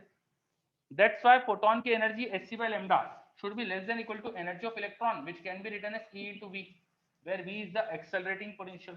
यहाँ जो पोटेंशियल था वो है V। इलेक्ट्रॉन जिस पोटेंशियल से एक्सेलरेट हो रहे हैं वो है एक्सेलरेटिंग पोटेंशियल। तो आप यहाँ से देख सकते हैं कि वेवलेंथ की वैल्यू अगर निकाले, लैम्डा उधर ले जाए, EV नीचे लाए, तो hc अपॉन EV ये आएगा less than equal to lambda. मतलब इसको घुमा के लिख दूं मैं, तो lambda will be greater than और equal to hc by EV। तो ये जो hc by EV होता है, बस इसी को अपन बोलते हैं लैम्डा मिनिमम। ये हमारा लैम्डा मिनिमम। तो जो भी यहाँ पे फोटोन प्रोड्यूस हो रहे हैं, जो भी हमारे पास फोटोन प्रोड्यूस हो रहे हैं, वो एक मिनिमम वेवलेंथ के आगे के फोटोन होते हैं। क्या है, समझ में आया? ये Yes, मिनिमम sir. वेवलेंथ पे भी कई क्वेश्चन आ जाते हैं, बहुत आसान से क्वेश्चन बनते हैं। ये एक्सेलरेटिंग पोटेंशियल दे दिया कितना है और पूछ लेंगे मिनिमम वेवलेंथ क्या आएगी, तो आप आसानी से बता सकते हो। या आपको बोल देंगे एक्सेलरेटिंग पोटेंशियल की वैल्यू दे दी और एक कोई वेवलेंथ पूछ लेंगे कि ये प्रोड्यूस हो सकती है कि नहीं हो सकती। तो कोई वेवलेंथ अगर मिनिमम से बड़ी है तो प्रोड्यूस हो सकती है, मिनिमम से छोटी है तो प्रोडक्ट प्रोड्यूस नहीं हो सकती। Clear? Yes, yes sir. Okay. Now, if I increase this potential, accelerating potential, if I increase this accelerating potential, then what will happen to this minimum wavelength? बोलो। What will happen to? Decrease कर जाएगी, है ना? तो decrease कर जाएगी तो ये और कम हो जाएगी। अगर मैं किसी पर्टिकुलर एक्सेलरेटिंग पोटेंशियल पे एक ग्राफ बोल रहा हूँ, तो मैं पोटेंशियल को और बढ़ा दूं तो ग्राफ ऐसा शिफ्ट हो जाता है, ये किसी और पोटेंशियल पे ग्राफ है। एंड हर वेवलेंथ पे नंबर ऑफ फोटोन बढ़ जाते हैं। क्यों? क्योंकि यहाँ जो इलेक्ट्रॉन्स आ रहे ज्यादा एनर्जी लेके आ रहे, तो हर टाइप के फोटोन की एनर्जी, हर टाइप के जो वेवलेंथ पे फोटोन है उनका नंबर बढ़ रहा है। ऐसा कुछ ग्राफ आता है हमारे पास। क्या क्लियर हो रहा है? जब हम एक्सेलरेटिंग पोटेंशियल बढ़ा देंगे तो ग्राफ कुछ इस तरह से चेंज हो जाता है। चलो, तो क्या ये आपको कंटिन्यूस एक्सरे के बारे में सब चीजें समझ में आई? क्या ये सब क्लियर है?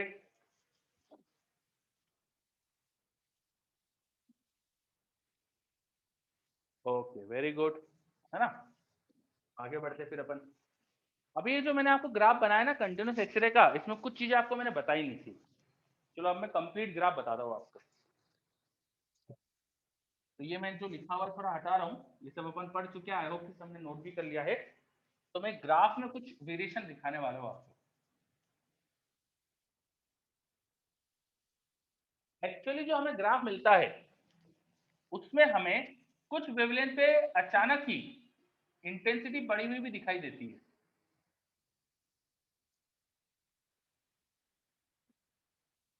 ऐसा भी होता है कि ग्राफ में कुछ वेवलेंथ पे इंटेंसिटी अचानक से बढ़ी हुई है। मतलब ऐसा लगता है जैसे ग्राफ बिल्कुल स्मूथ चल रहा था और कुछ सर्टन वेवलेंथ पे नंबर ऑफ फोटॉन ज्यादा आ गए। कुछ वेवलेंथ पे, सब पे नहीं, कुछ वेवलेंथ पे फोटॉन का नंबर बढ़ जाता है। ग्राफ में सर्टन वेवलेंथ पे पीक्स आती है, एंड ये जो वेवलेंथ है जिन पे पीक है, देखिए ये कोई एक वेवलेंथ है जिसपे हमें इंटेंसिटी ज्यादा दिख रही है, और ये एक वेवलेंथ है जिसपे इंटेंसिटी अब्रप्टली हाई दिख रही है, इसमें भी अब्रप्टली ज्यादा इंटेंसिटी है। तो जितनी भी वेवलेंथ है ना जिन पे इंटेंसिटी बढ़ती है, ये चेंज ही नहीं होती है अगर मैं एक्सेलरेटिंग पोटेंशियल बढ़ा दूं। मैं ये एक्सेलरेटिंग पोटेंशियल को अगर इंक्रीज भी कर दूं तो ये वेवलेंथ चेंज नहीं होती।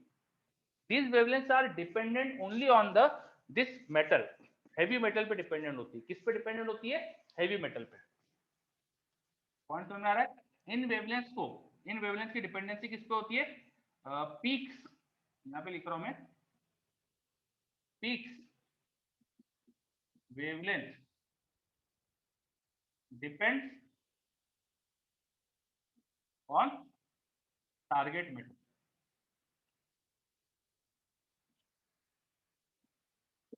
हमने यहाँ टारगेट पे कौन सी मेटल लगाई है उस पर डिपेंडेंसी है। मैं यहाँ पे अगर टंगस्टन लूंगा तो मुझे कुछ वेवलेंथ मिल सकती है जिसपे पीक आ रही है। मैं मॉलिब्डेनम ले लूं तो मुझे कुछ और टाइप की वेवलेंथ मिल सकती है। वेवलेंथ कौन सी है भाई? 5000 एंगस्ट्रॉम थी या 2000 एंगस्ट्रॉम थी या 1000 एंगस्ट्रॉम थी?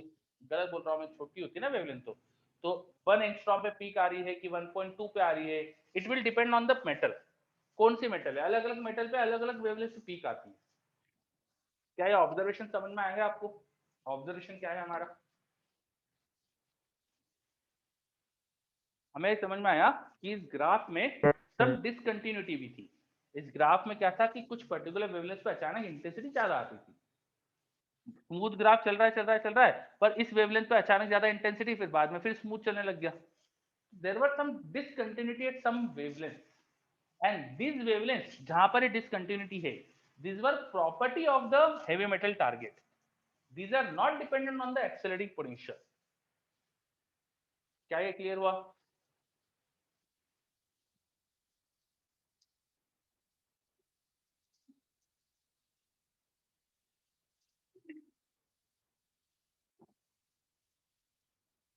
ओके, सभी बच्चे बोल रहे हैं यस। फिर आगे बढ़ते। अब अगर हमें समझ में आ रहा है कि हेवी मेटल टारगेट पर डिपेंडेंसी है कि किन वेवलेंथ पर पीक मिलेगी, तो डेफिनेटली ये जो वेवलेंथ है इन पे जो फोटोन प्रोड्यूस हो रहे हैं, इन फोटोन के प्रोडक्शन का रीजन जो है वो इस मेटल से रिलेटेड होना चाहिए। इन वेवलेंथ पे जो फोटोन प्रोड्यूस हो रहे हैं उनका प्रोडक्शन डेफिनेटली इस मेटल से रिलेटेड है, तभी तो इस मेटल को चेंज करने से वेवलेंथ चेंज हो रही है।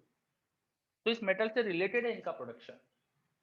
तो अपन ने सोचा कि ऐसा क्यों हो रहा होगा, इससे रिलेशन क्या हो सकता है, उसके बारे में हमने सोचा। तो देखो हम बेसिकली कर क्या रहे हैं, ये हाई एनर्जी के इलेक्ट्रॉन हम भेज रहे और हेवी मेटल टारगेट से वो पास हो रहे, हेवी मेटल टारगेट के आसपास से जा रहे वो। हम मेटल के अंदर क्या होता है भाई, एटम्स ही तो होते हैं। जो टारगेट है इसके अंदर एटम्स ही तो होंगे।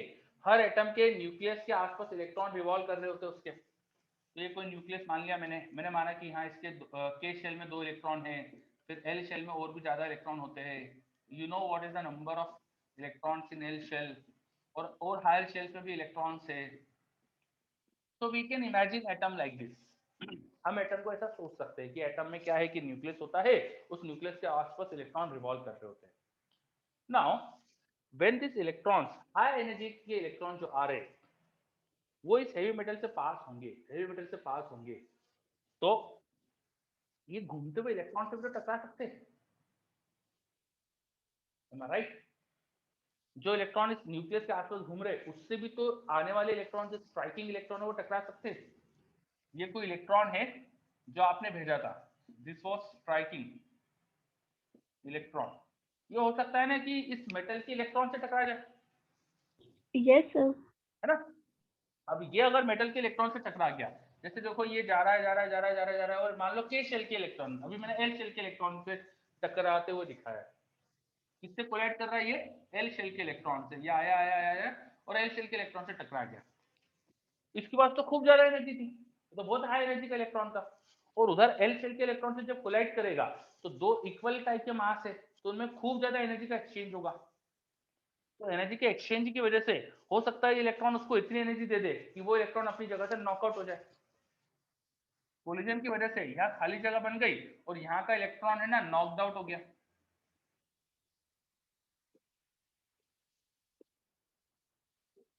इलेक्ट्रॉन लाइट मास के पार्टिकल है, तो इनमें कोलिजन होगा तो बहुत सारा एनर्जी का एक्सचेंज हो सकता है। तो स्ट्राइकिंग इलेक्ट्रॉन से कोलिजन की वजह से जो इलेक्ट्रॉन ऑर्बिट में बाउंड था उसको एनर्जी मिली और वो वहां से उड़ गया, उसने अपनी जगह छोड़ दी, आयनाइज हो गया ये एटम, हो सकता है। सर हाँ बोलिए।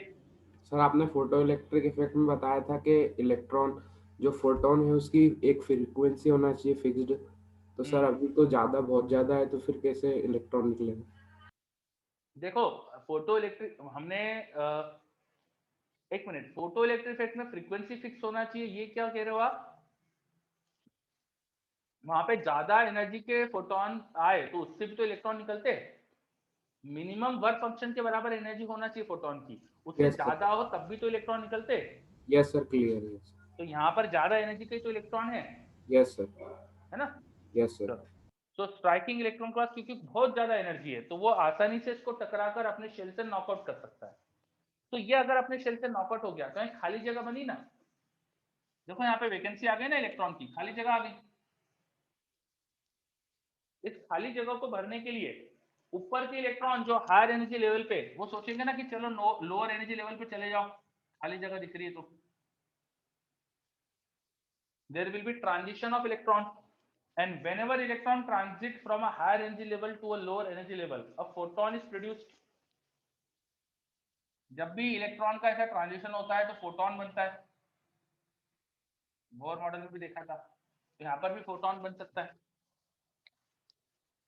क्या पूरी प्रोसेस समझ में आ रही है? Yes sir. है ना?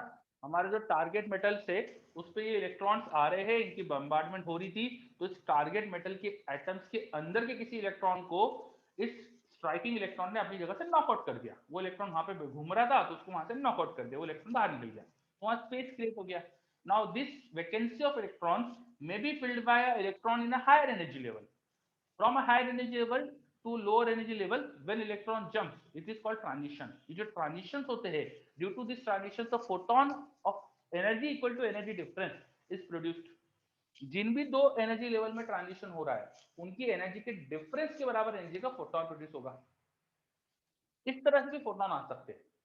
तो there were some protons produced in this x-ray production. यहाँ एक्सरे प्रोडक्शन में कुछ ऐसे फोटोन आ रहे थे जो इस हेवी मेटल टारगेट के ट्रांजिशन से आ रहे हैं। इस हेवी मेटल टारगेट के एटम्स के अंदर इलेक्ट्रॉन के ट्रांजिशन से आ रहे हैं, इस मेटल के अंदर जो इलेक्ट्रॉन का ट्रांजिशन हो रहा है उससे आ रहे हैं। और ऐसे जो फोटोन आएंगे डेफिनेटली इनकी एनर्जी डिपेंड करेगी उस हेवी मेटल टारगेट में एनर्जी लेवल का डिफरेंस क्या है। अलग अलग मेटल में Z के अकॉर्डिंगली एनर्जी लेवल का डिफरेंस अलग हो सकता है, तो एनर्जी लेवल का डिफरेंस अलग हो सकता है, दैट्स व्हाई फोटोन की वेवलेंथ अलग हो सकती है। तो ये जितने भी फोटोन ऐसे प्रोड्यूस हुए थे ना जिन पे अचानक ज्यादा नंबर आ रहा था, वो रीजन उनका प्रोडक्शन का क्या था, हेवी मेटल टारगेट से रिलेटेड था, तो वो समझ में आया अपन को कि कैसे प्रोड्यूस हो रहे होंगे। दूसरी चीज, इनकी एनर्जी अलग अलग तरह के मेटल के लिए अलग अलग होगी, because the energy difference is different for different metals. Different atoms में एनर्जी डिफरेंस अलग अलग आ सकता है, दैट्स व्हाई ये वेवलेंथ डिपेंडेंट होना चाहिए टारगेट मेटल पे। ये पॉइंट भी समझ में आ रहा है आपको? आ रहा है ये? This point clear?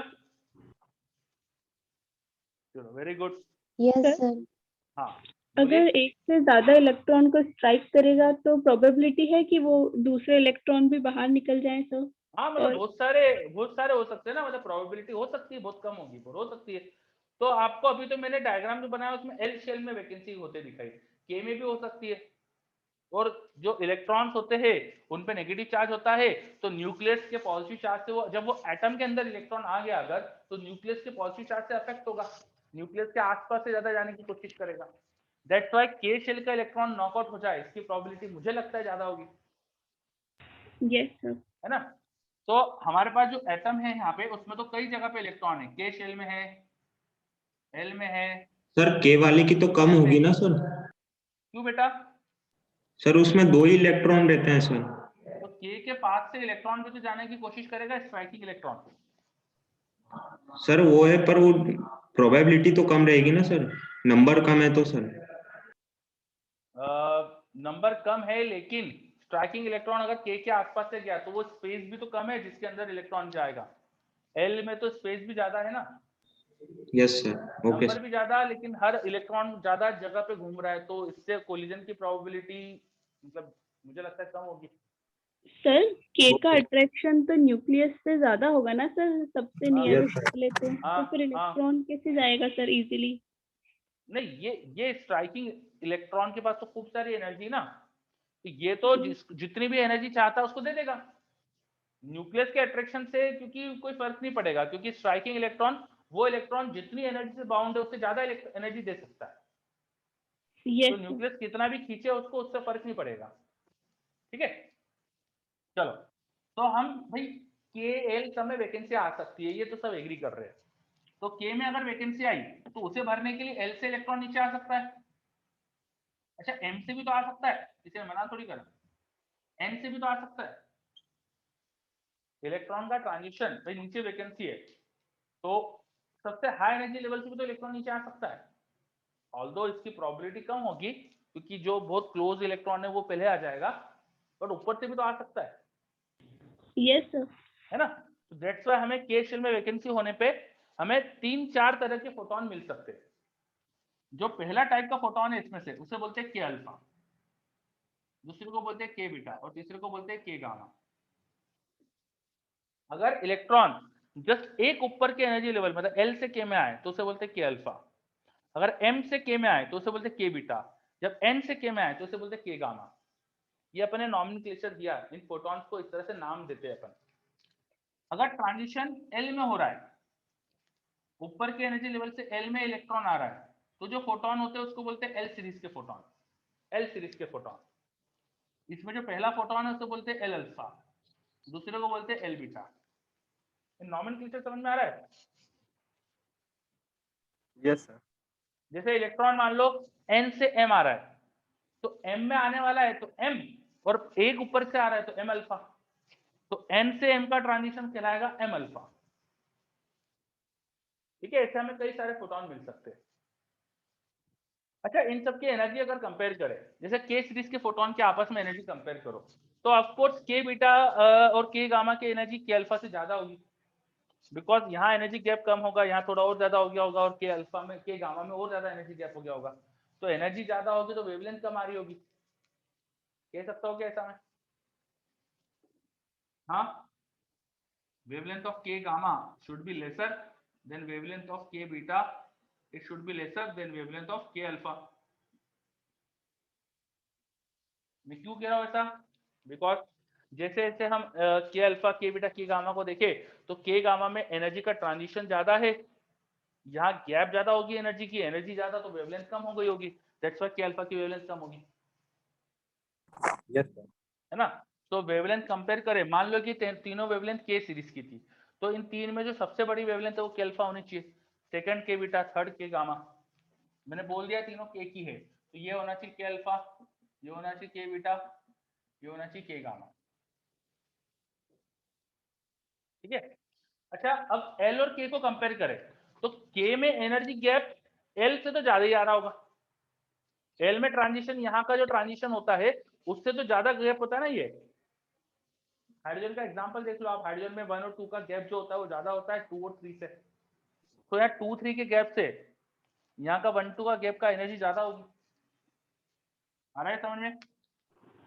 Yes yes sir. Energy आ रहा तो वेवलेंथ कम, मतलब के अल्फा की वेवलेंथ कम होना चाहिए एल अल्फा की वेवलेंथ से। वेवलेंथ कम क्यों कराओ? क्योंकि एनर्जी ज्यादा, this energy is more than this energy, energy ज्यादा तो वेवलेंथ कम। तो जैसे के सीरीज के फोटोन हुए तो एल सीरीज के होंगे, या बड़ी वेवलेंथ होती है एल की वेवलेंथ थोड़ी बड़ी होती है के से, तो ये एल के होंगे। हो सकता है ये एल अल्फा हो, ये एल बीटा हो, ये एल गामा हो, ऐसा हो सकता है। और आगे एम के मिल रहे हो आपको, तो इधर जितना आगे जाओ के एल एम ऐसे आपको सीरीज मिलती जाएगी। शुरू में तो इनमें डिस्टिंक्शन होता है, बाद में हो सकता है कि ओवरलैपिंग हो जाए, पर शुरू में डिस्टिंक्शन रहता है। ठीक है, के सीरीज और एल सीरीज बिल्कुल सेपरेट दिखती है। क्या है, समझ में आ रहा है? Yes okay. और है ना, आप एक रिलेशन और देख सकते हो, देखो यहाँ पे आप ध्यान से देखो कि एल अल्फा की energy, this energy gap plus this energy gap, this plus this equal to total energy gap होगा ना। Energy of K alpha plus energy of L alpha should be equal to energy of K beta. देखो आप, K alpha की energy ये प्लस L alpha की energy this plus this equal to K beta की energy आएगी ना। Yes sir. तो एनर्जी का ऐसा रिलेशन है तो लेमडा का उल्टा रिलेशन हो जाएगा। एनर्जी को एच सी बाय लेमडा लिखो तो लेमडा का बिल्कुल उल्टा रिलेशन लिख सकते हो आप लिख सकते हो 1 upon lambda of K alpha plus 1 upon lambda of L alpha should be equal to 1 upon lambda of K beta. ये आपको वेवलेंथ का रिलेशन मिल जाएगा। ऐसे आप और भी रिलेशन बना सकते हो इन सारी वेवलेंथ्स में। तो हमने पढ़ा कैरेक्टरिस्टिक एक्सरे के बारे में। ये जो वेवलेंथ डिपेंडेंट एक्सरे के फोटॉन्स थे, ये जो फोटॉन्स है जिनका प्रोडक्शन डिपेंडेंट है हेवी मेटल टारगेट पे, इन्हें कहते हैं कैरेक्टरिस्टिक एक्सरे। क्या कहते हैं? कैरेक्टरिस्टिक एक्सरे, बिकॉज इनका production related with heavy metal target, and if you know the wavelength you can guess which material किस मटेरियल से आ रही थी। जो हेवी मेटल है उसको आप बता सकते हो कि अगर आपको वेवलेंथ पता हो तो। These wavelengths are a characteristics of heavy metal. That's why these photons are called characteristics X-ray. तो characteristics X-ray के बारे में अपन ने सारी चीजें पढ़ी। देख लो अच्छे से, कोई भी डाउट है क्या बताइए।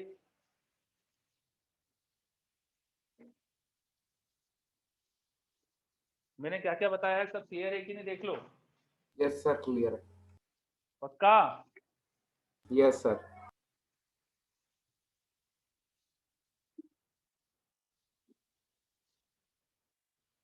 ओके, तो हमने अभी कैरेक्टरिस्टिक्स एक्सरे का प्रोडक्शन समझा और उनका नॉमेनक्लेचर देखा, के अल्फा के बीटा ये सब क्या नाम का मतलब क्या होता है, इनकी वेवलेंथ का रिलेशन समझा हमने, ग्राफ में इन्हें बनाया बता के भी दिखाया। अब सर, हाँ बोलिए। ये जो स्ट्राइकिंग इलेक्ट्रॉन रहेगा वो कहाँ जाएगा फिर? उसके पास जरूरी नहीं कि एनर्जी पूरी खत्म हो जाए, है ना, क्योंकि वो थोड़ा ऐसा भी मतलब हो इनमें सकता है, कोलिज। हाँ बोलो। ऐसा भी हो सकता है ना कि वो जो होल क्रिएट हुआ है वहीं पर ही आ जाए इलेक्ट्रॉन।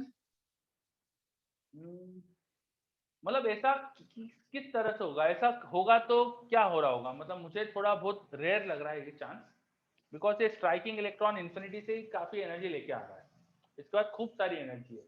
जब एटम के अंदर आया तो एटम के अंदर आते आते इसकी एनर्जी और बढ़ेगी, काइनेटिक एनर्जी और बढ़ेगी। तो मुझे नहीं लगता कि टकरा कर वो बढ़ी हुई काइनेटिक एनर्जी भी पूरी लूज करके एकदम जीरो एनर्जी की स्टेट पे आ जाए। सर 2-3 इलेक्ट्रॉन को मतलब नॉकआउट करने के बाद तो आ सकती है सर। हाँ हो सकता है, पर 2-3 को नॉकआउट तो कर चुका होगा जब तक वो। हाँ तो सर उसके बाद जो 2-3 होल्स क्रिएट होंगे उनमें से एक में आ सकता है ना सर वो। हो सकता है, but this is very rare ना, बहुत रेयर है ना, मतलब आ भी सकता है, ऐसा मैं मना नहीं कर सकता 100%, बट रेयर है। ओके ठीक है? सर। हाँ, और देखो बाहर से हमें तो कुछ समझ ही नहीं आएगा ना ऐसा, अंदर क्या हो रहा है एक एक इलेक्ट्रॉन को तो हम देख ही नहीं सकते, तो हमें पता ही नहीं एग्जैक्टली कि अंदर क्या चल रहा है। हमें बस ये है कि भाई फोटॉन मिलते दिख रहे हैं, तो हम ये नहीं बोल सकते कि अंदर क्या हो रहा है। इलेक्ट्रॉन हो सकता है कि आ भी रहा हो, उस वैकेंसी को भी भर रहा हो, मुझे कुछ 100% नहीं पता, because we don't observe, we can not observe these electrons. Yeah. Yes sir. Sir हम फोटोन तो ऑब्जर्व कर सकते हैं ना? बिल्कुल सही, फोटोन ऑब्जर्व कर सकते हैं हम। सर उससे पता चल सकता है ना कि इलेक्ट्रॉन वहीं रुक गया या आ गया बाहर? कैसे कैसे पता चलेगा बेटा? ये बहुत सारे इलेक्ट्रॉन्स आ रहे, बहुत सारे यहाँ टकरा रहे, तो कई सारे इलेक्ट्रॉन्स का कोलिजन चल रहा है यहाँ पे। कुछ एक दो इलेक्ट्रॉन कहीं पे बैठ भी जाएंगे तो आपको समझ में कैसे आएगा ये? Yes sir. है ना, नहीं Yes. समझ में आ सकता। Yes sir. चलो आगे।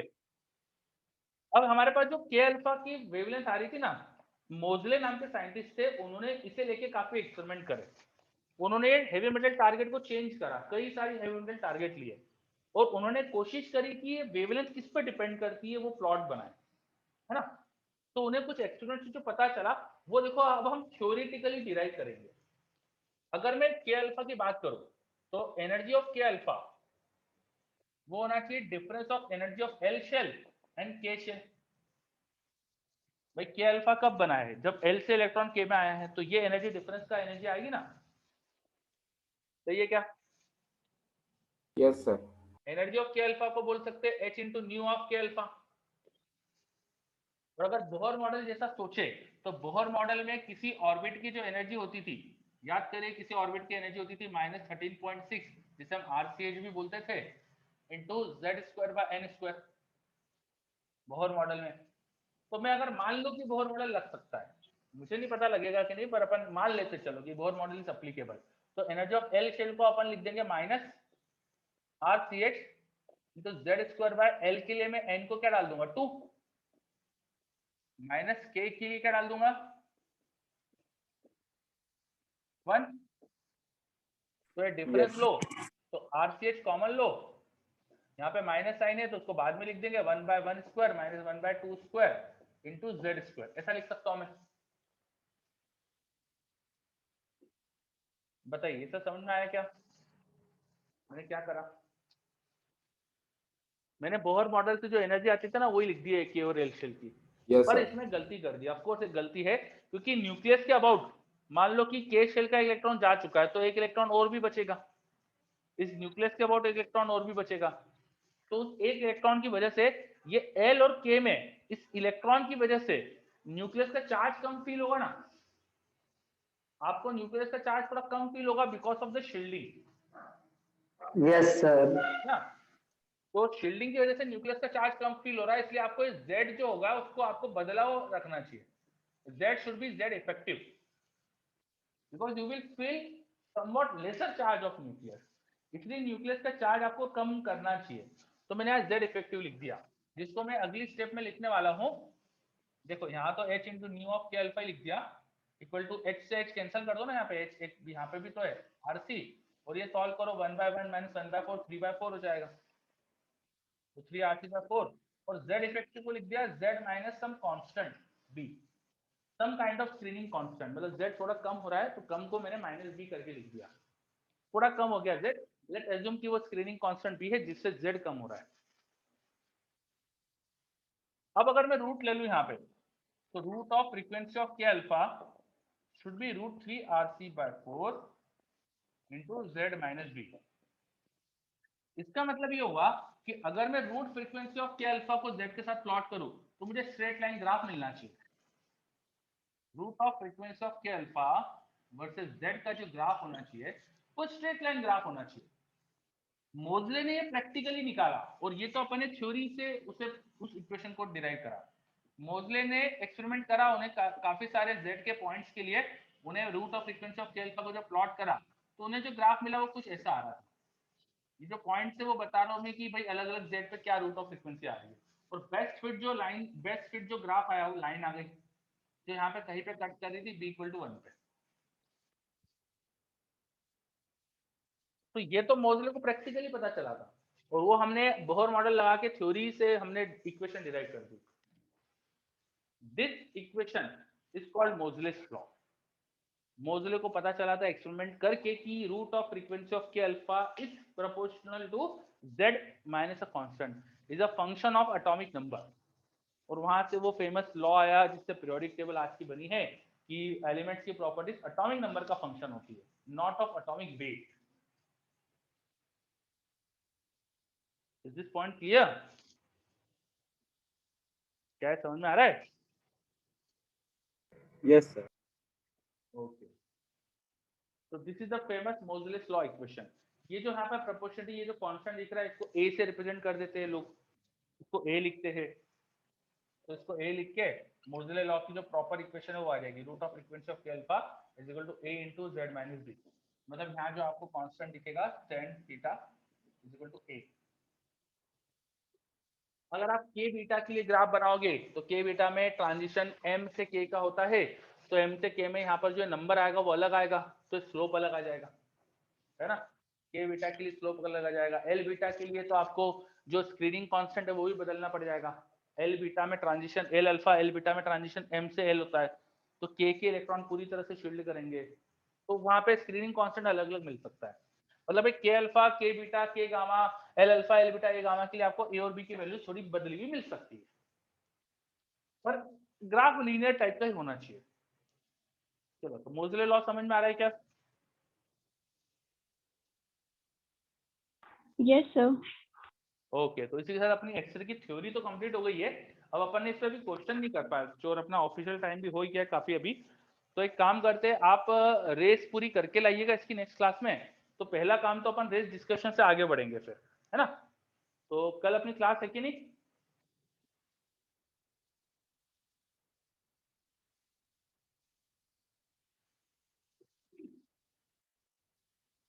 कल अगर क्लास नहीं है तो शाम को डाउट टाइम लगा हुआ है शायद, है ना। तो डाउट नहीं, डाउट टाइम है सर, कल क्लास है। कल क्लास है तो कल पहले डिस्कशन करेंगे अपन, ठीक है। तो कल क्वेश्चन करके लाइएगा। सर